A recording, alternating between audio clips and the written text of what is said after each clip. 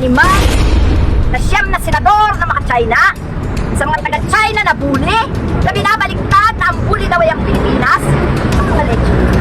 Walang kataguran sa panggugulo ang mga taga-China sapagkat ang mga senadores na nakaupo sa Senado ang numero unong sumusuporta dyan sa mga i-check na yan. Parang ating bansay magulo, mawindang, para patuloy nilang iharas ang ating mga mangingisda, ang ating mga Coast Guard, Philippine Coast Guard. Ganyan ang gawain nila. Ay naharap ng mga senadores, yung mga hinayupak, sina Cayetano, Marcoleta, Robin Padilla, yung mga hudas na yan. Nililibang nila ang taong bayan sa mga pagpo-post, sa mga pag-videos nila ng kung ano-anong katarantaduhan, habang ang taga-China ay nanghaharas ng gugulo sa ating karagatan. Yan ang mga strategy nila. Utos yan ng animal na sina Duterte, sapagkat hindi man nila aminin.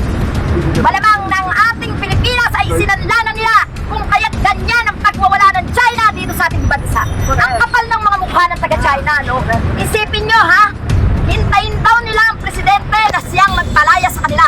Mga ulol! Hindi ang presidente na nag-iisa ang kailangang hanapan nyo ng salitang lumayas kayo. Kaming mga mamamayang Pilipino, ang taong bayan ng may karapatan na magpalaya sa inyo. Kayo'y walang naiintindihan sa salitang pakikisama. Kayo'n dumayo, kayong makisama. Pag pinalayas kayo, ibig sabihin, may problema sa inyo ang aming bansa. Lumayas kayo. Kung gusto nyong sinusunod ang patakaran nyo sa China, sundin nyo rin ang batas at patakaran ng aming Pilipinas. Wala kayong karapatan na ang aming bansa ay gawin yung aso kagaya ng ginawa nyo sa mga senadores na nakaupo sa Senado at kay Duterte na tila aso na may kadena sa leeg na susunod lang sa inyo. Nagkakamali kayo. Iba ang Pilipino. Marami ng pagkakataon na nagtangka na gawin ang aming Pilipinas, agawin ang ari-arian namin. Pero kahit maliit ang aming bansa, lumalaban ang mamamayan nito. Hindi kami matatakot. Ano sabi ni Robin Padilla? Na una daw haharap ay ang lumalaban sa China. Gago ka, Robin Padilla! Hindi mo naiintindihan na kahit ikaw, tuturutin ka ng China, hindi, wala silang pakialam sa'yo kung anong kasapitan mo. Naging aso ka ni Duterte, nagpapaka-aso ka sa China. Ikaw din, Mr. Marcoleta, matanda ka pa sa akin, pero wala kang tinandaan. Ha? Ha? Kay Cayetano, pinahuhubad mo ang uniforme. Sir Tariela, ang kapal ng mukha mo, Cayetano, pakakalpunin kita lalo pag nagkataon na magkaharap tayo. Sipin mo, ha? Ikaw nga nakabarong bobo Pagkatapos, paalis mo uniforme ng isang nakikipaglaban para sa bansa. Animal ka talaga, no? Ha? Makapal ang mukha ninyo. Wala kayo ibang kinakaya, kundi yung mga kasama ninyo dyan sa gobyerno. Pero pagdating sa mga Pilipino, sa taong bayan, no? Bahaga mga Pilipino. Gusto lang kayo sa yaman, pero wala kayong makayahan. Kaya takot kayo sa China Iniisip nyo, matatalo agad kayo no? Ha? Para sa akin, kayo na mga siyam na senador, mga konsilidor sa China, magsipaglayas na kayo dyan sa Senado at harapin nyo mga ninakaw nyo. Kayo'y mga magnanakaw, kayo'y mga traidor, kayo'y mga konsilidor, at higit sa lahat, mga duwag! Takot kayo sa China! Inaagaw na ang inyong sariling ari-arian.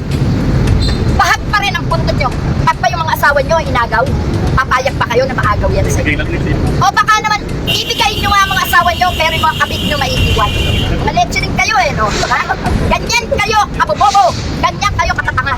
Sasabihin nyo, walang West Philippine Sea. Hoy! Isa tayong isla. Philippine Island tayo. Bakit? Bakit tinawag tayo Philippine Island?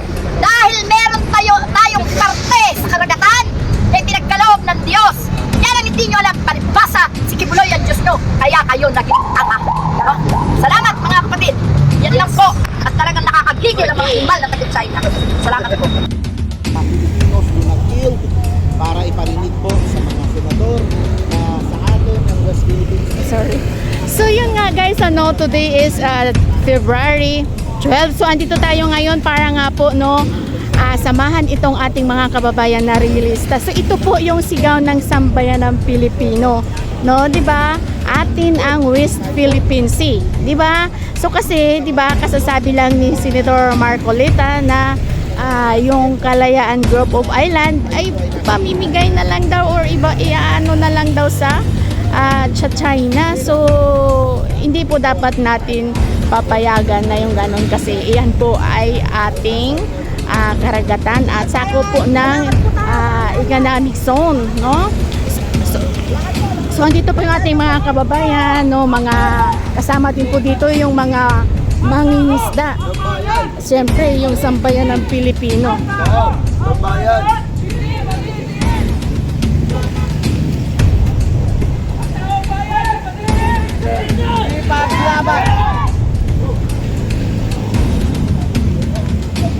Ayan, so atin ang West Philippine Sea Adapted Senate Resolution no, number 37, no?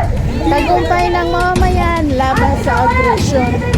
Ipaglaban! Atin ang West Philippine Sea! Ipaglaban! Senado ng Bayan! Hindi magagabi!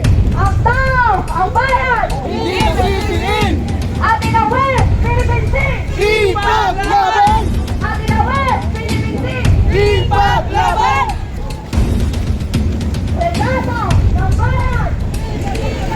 Ipagagapi! Yes, so yan po sila at kasama na po tayo na hindi dapat pagagapi, di ba kuya? Ayan, iwagawin po natin yung ating pambansang watawat para siyempre, no, yan po ang simbolo, no, ng ating bansa. Dahil ang West Philippine Sea po ay atin po yan.